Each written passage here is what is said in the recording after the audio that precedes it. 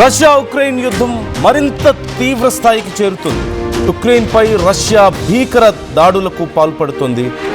Ukraine రష్యాకి సంబంధించిన oil refineries మీద దాడి చేసి చాలా తీవ్ర నష్టం చేసిన నేపథ్యంలో రష్యా ఇప్పుడు ప్రతీకార దాడులకు పాల్పడుతుంది.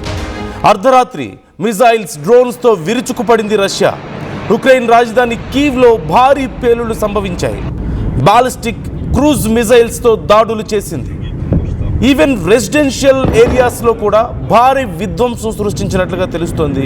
ఈ నేపథ్యంలో ప్రజలు తీవ్ర భయాందోళనకు గురై వాళ్ళ నివాసాలు ఖాళీ చేసి పరుగులు పెడుతున్నారు. దాడులకు భయపడి మెట్రో స్టేషన్లలో తలదాచుకుంటున్నారు అక్కడి ప్రజలు. రష్యా దాడుల్లో ఇప్పటికే ఒకరు ప్రాణాలు కోల్పోతే 11 మందికి తీవ్ర గాయాలైనట్లుగా తెలుస్తోంది. నిప్రో నది ఇరువైపులా భారీ నష్టం సంభవించింది. ప్రజలు అప్రమత్తంగా ఉండాలంటూ జెలెన్స్కీ ఇప్పటికే ప్రకటన చేశాడు. రష్యా ఇంధన కేంద్రాలపై ఉక్రెయిన్ వరుస దాడులకు పాల్పడిన విషయం మనకు తెలిసిందే. చమురు శుద్ధి కర్మాగారాలే ప్రధాన లక్ష్యంగా ఈ దాడులు చేసింది ఉక్రెయిన్. 100 డ్రోన్తో రష్యాని ఉక్కిరిబిక్కిరి చేసింది. రష్యాలో ఇంధన సంక్షోభం కూడా మరింత పెరిగింది. ఇంధన కొరతను ఇప్పటికే పుతిన్ కూడా యాక్సెప్ట్ చేశాడు. ఎస్, మేము నష్టపోయాము, చాలా తీవ్రమైన ఇంధన కొరత ఉంది అని. పెట్రోల్ బంకుల వద్ద ప్రజలు బారులు తీరుతున్నారు.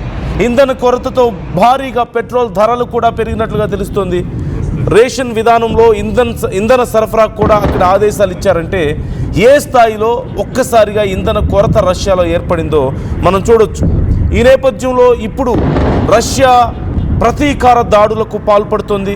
రాజధాని కీవ్పై గత కొన్ని గంటల్లోనే రాజధాని కీవ్పై భారీ వైమానిక దాడి చేసింది.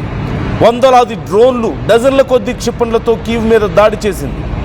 2026లో కీవ్పై జరిగినటువంటి అత్యంత తీవ్రమైన దాడుల్లో ఇదొకటిగా మనకి సోర్సెస్ ద్వారా తెలుస్తోంది. మొత్తం 74 మిజైల్స్, 496 డ్రోన్స్ వినియోగించినట్లుగా తెలుస్తోంది. ఉక్రెయిన్ వైమానిక దళం వాళ్ళ ఎయిర్ ఫోర్స్ రిలీజ్ చేసినటువంటి డేటా ప్రకారం చూస్తే రష్యా మొత్తం 74 మిజైల్స్ అండ్ 496 డ్రోన్స్ని ప్రయోగించింది ఇన్ లాస్ట్ ఫ్యూ అవర్స్. వాటిలో చాలా వరకు మేము అడ్డుకున్నామని చెప్పినప్పటికీ కొన్ని మాత్రం టార్గెట్స్ని రీచ్ అయ్యాయి.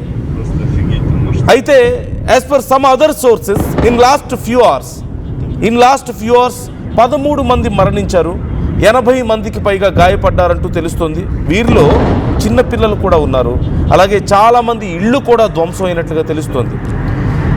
కీవ్తో పాటుగా పోల్చావా, అలాగే డ్నిప్రో పెట్రోవ్స్కీ ప్రాంతాల్లో వైమానిక దాడులు చేసినట్లుగా తెలుస్తోంది. ఇంధన సైనిక మౌలిక సదుపాయాలని లక్ష్యంగా చేసుకున్నట్లుగా రష్యా కూడా ఇప్పటికే ప్రకటించింది. ఇటీవల దీనికి సంబంధించి రష్యా కూడా ఒక ఎక్స్ప్లెనేషన్ ఇస్తోంది. ఇటీవల ఉక్రెయిన్ రష్యా పౌర మౌలిక సదుపాయాల మీద చేసినటువంటి డ్రోన్ల దాడికి ప్రతీకారంగానే ఈ దాడులు చేస్తున్నామంటూ రష్యా రక్షణ మంత్రిత్వ శాఖ కూడా ఒక అఫీషియల్ స్టేట్మెంట్ ఇచ్చింది. ఉక్రెయిన్ ప్రభుత్వం ఈ దాడిని పౌరులపై ఉద్దేశపూర్వకంగా చేసిన దాడి అంటూ చెప్తోంది. ఇది యుద్ధ నీతి కాదు, సామాన్య ప్రజల మీద దాడులు చేశారు అంటూ చెప్తుంది. అలాగే పాశ్చాత్య దేశాలను మరిన్ని ఎయిర్ డిఫెన్స్ వ్యవస్థలను లైక్ ఇటు యూరోపియన్ కంట్రీస్ అండ్ యుఎస్ని రిక్వెస్ట్ చేస్తోంది. ఇప్పుడు ఉక్రెయిన్ మరిన్ని ఎయిర్ డిఫెన్స్ వ్యవస్థలని మాకు అందించండి అంటూ నాటోని కూడా రిక్వెస్ట్ చేస్తున్నట్లుగా మనకి సమాచారం అందుతోంది. వాటితో పాటు ఇప్పుడు రష్యాలో కూడా చాలా తీవ్రమైనటువంటి నష్టాన్ని మనం చూస్తున్నాం. ప్రధానంగా ఉఫా ఆయిల్ రిఫైనరీ ఒక వారంలో 2 సార్లు రష్యాలో ఉన్నటువంటి ఉఫా ఆయిల్ రిఫైనరీ మీద ఉక్రెయిన్ దాడి చేసింది. ఇది రష్యాలో లూబ్రికెంట్స్ అలాగే ఇతర ఆయిల్ ప్రొడక్ట్స్ని వీళ్ళు మేజర్గా ఇక్కడ రిఫైన్ చేస్తూ ఉంటారు. మాస్కో ఆయిల్ రిఫైనరీ దీని మీద కూడా భారీగా దాడులు చేసినట్లుగా కనపడుతుంది. ఈ నేపథ్యంలో ఇప్పుడు అక్కడ మొత్తం యాక్టివిటీస్ ఆపేశారు. టువాప్సే రిఫైనరీ అండ్ ఆయిల్ టెర్మినల్ మీద కూడా దాడులు చేసింది ఉక్రెయిన్. అలాగే పర్మ్ రిఫైనరీ అండ్ ట్రాన్స్నెఫ్ట్ పంపిణీ కేంద్రాల మీద కూడా డ్రోన్లతో దాడులు చేసింది. అక్కడ ఉన్నటువంటి ప్రాసెసింగ్ యూనిట్స్ అలాగే స్టోరేజ్ ట్యాంక్స్ చాలా తీవ్రంగా దెబ్బతిన్నాయంటూ ఇప్పటికే రష్యా ప్రకటించింది. ఈ నేపథ్యంలో రష్యాలో చాలా తీవ్రమైన ఆయిల్ కొరత ఏర్పడింది. అక్కడ రేషన్ పద్ధతిలో ఆయిల్ని సప్లై చేయడానికి కూడా ఇప్పుడు ప్లాన్ చేస్తున్నట్లుగా తెలుస్తుంది.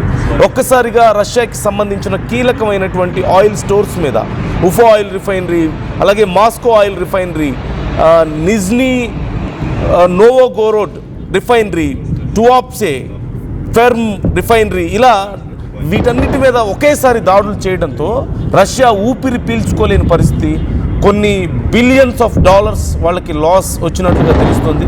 ఆయిల్ సంక్షోభం ఏర్పడింది. ప్రపంచంలో ఆయిల్ అవైలబుల్ ఉన్నటువంటి అత్యంత పెద్ద దేశాల్లో రష్యా ఒకటి, ప్రపంచ దేశాలకు సప్లై చేసేటువంటి దేశం. అలాంటి దేశంలోనే ఇప్పుడు ఆయిల్ రేట్లు పెరిగాయి. రేషన్ విధానంలో ఆయిల్ని అందిస్తున్నారంటే ఎంత తీవ్రమైన నష్టం వాటిల్లింది అనేది మనం అర్థం చేసుకోవచ్చు. మరోవైపు in last few days Russia కూడా ఉక్రెయిన్ని చాలా తీవ్రంగా నష్టపరిచిందనే చెప్పాలి. ఇప్పటి వరకు ఈవెన్ జూన్ స్టార్టింగ్లోనే 22 మంది పౌరులు మరణించారు ఇన్ లాస్ట్ 1 మంత్, అండ్ 145 మంది గాయపడ్డారు. వీరిలో చిన్నపిల్లలు కూడా ఉన్నట్లుగా తెలుస్తోంది. అలాగే నిన్న మొన్నట్లో జూలై 1, 2 తేదీల్లో జరిగినటువంటి దాడుల్లో 13 మంది ప్రాణాలు కోల్పోయారు. లాస్ట్ మంత్ 22 మెంబర్స్ మరణించారు, 145 మెంబర్స్ గాయపడ్డారు ఉక్రెయిన్లో. ఇప్పుడు ఈ 2 రోజుల్లో జరిగినటువంటి దాడి మీదే, ముఖ్యంగా కీవ్లో అత్యంత భయంకరమైన దాడిగా దీన్ని చెప్తున్నారు. ఈ దాడిలో 13 మంది మరణించారు, 80 నుంచి 90 వరకు కూడా గాయపడ్డట్లుగా తెలుస్తుంది. అలాగే చాలా రెసిడెన్షియల్ బిల్డింగ్స్ కూడా దెబ్బతిన్నాయంటూ ఇప్పటికే కీవ్ ప్రకటన జారీ చేసింది. రష్యా ఒక రాత్రిలో 496 డ్రోన్లు, 76 క్షిపణులు, ఇందులో బ్యాలిస్టిక్ మిసైల్స్ కూడా ఉన్నాయి, వీటన్నిటిని ప్రయోగించినట్లుగా తెలుస్తుంది. మొత్తం 33 టార్గెట్స్ మీద వీళ్ళు ఈ అటాక్స్ చేసినట్లుగా తెలుస్తోంది. అయితే ఇప్పుడు ఈ దాడులకు సంబంధించి ఉక్రెయిన్ మరింత తీవ్రమైన దాడులకు పాల్పడుతోంది. అయితే ఉక్రెయిన్ ఇప్పుడు యుఎస్ అలాగే మరి ఇతర నాటో దేశాలని రిక్వెస్ట్ చేస్తుంది, వాళ్ళకి మరింత డిఫెన్స్ సిస్టమ్స్ కావాలి, డ్రోన్ డిఫెన్స్ సిస్టమ్స్ అలాగే యాంటీ మిజైల్ డిఫెన్స్ సిస్టమ్స్ కావాలి అని చెప్పేసి రిక్వెస్ట్ చేస్తుంది. చాలా వరకు మిజైల్స్ అండ్ డ్రోన్స్ని అడ్డుకున్నప్పటికీ కూడా కొన్ని మాత్రం టార్గెట్స్ని రీచ్ అయ్యాయి. దానివల్ల చాలా తీవ్రమైనటువంటి నష్టం ఏర్పడినట్లుగా తెలుస్తుంది. గత 4 వారాల్లో రష్యా చేసినటువంటి అటాక్స్లో అరౌండ్ 31 చదరపు మైళ్ళు, అంటే దాదాపు 80 చదరపు కిలోమీటర్లు ఉక్రెయిన్ భూభాగాన్ని కూడా రష్యా స్వాధీనం చేసుకున్నట్లుగా ఇప్పటికే కొన్ని అనాలిసిస్లు మనకు కనిపిస్తున్నాయి. డొనెట్స్క్ ప్రాంతంలో కూడా ఇది చాలా మేజర్గా జరిగినట్లుగా తెలుస్తుంది. అంటే రష్యా కేవలం అటాక్స్ చేయడం మాత్రమే కాదు, నెమ్మదిగా ఉక్రెయిన్ భూభాగంలోకి మరింత చొచ్చుకొస్తుంది. ఇప్పటి వరకు గత 4 వారాలు, అంటే ఇన్ లాస్ట్ 1 మంత్, మేజర్గా జూన్లో 31 చదరపు మైళ్ళు, అంటే 80 చదరపు కిలోమీటర్లని రష్యా ఉక్రెయిన్లో ఆక్రమించుకుంది అంటూ కూడా తెలుస్తుంది. ఈ నేపథ్యంలో ఇప్పుడు ఉక్రెయిన్ రష్యా మధ్యలో యుద్ధం మరింత తీవ్ర స్థాయికి చేరడాన్ని మనం చూస్తున్నాం. చాలా భీకర దాడులు చేసుకుంటున్నారు ఒకరి మీద ఒకరు. ఎవరు ఇందులో జోక్యం చేసుకునే పరిస్థితి కూడా లేదు. యుఎస్ కూడా ఇప్పుడు మాట్లాడలేని పరిస్థితి కనిపిస్తుంది. గతంలో పీస్ టాక్స్ పేరుతో కొంత టైం వేస్ట్ చేసి వాళ్ళందరినీ కూర్చోబెట్టి మాట్లాడుతున్నామని చెప్పి కొంత డ్రామా చేసింది యుఎస్, బట్ స్టిల్ అవేమీ వర్క్ అవ్వలేదనేది మనకు అర్థమవుతుంది.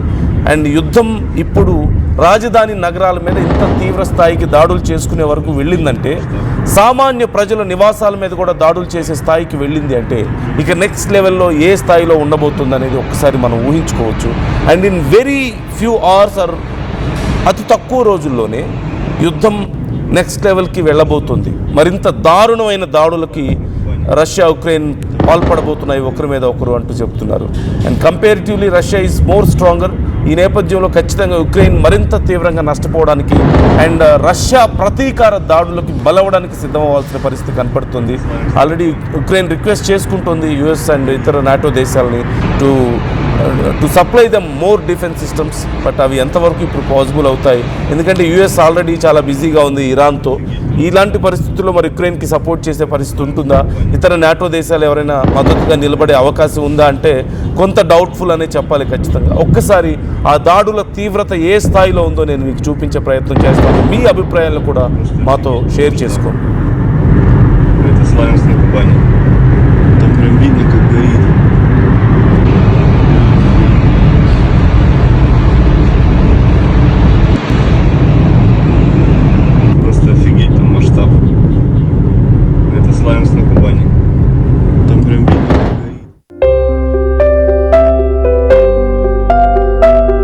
చిన్న చిన్న ఆనందాలు 35 ఏళ్లుగా నా జీవితంలో లేవు. 35 ఏళ్లుగా నేను డైపర్లలో బ్రతికాను. 6 సెంటీమీటర్ల ఫిస్టులా నా మూత్రాశయంలో లీకు కారణమైంది. ఎవరూ నాకు సహాయం చేయలేకపోయారు. ఏఐఎన్యూలో వైద్యులను కలిసే వరకు అక్కడ వారు రోబోటిక్ శస్త్రచికిత్సతో నాకు పరిష్కారం ఇచ్చారు. వారు నా ఆత్మవిశ్వాసాన్ని కూడా తిరిగిచ్చారు. Precision Care makes it possible. The Center for Robotic Surgery at AINU. Tournament కి ముందు పెయింట్ ఎలా చేస్తాం?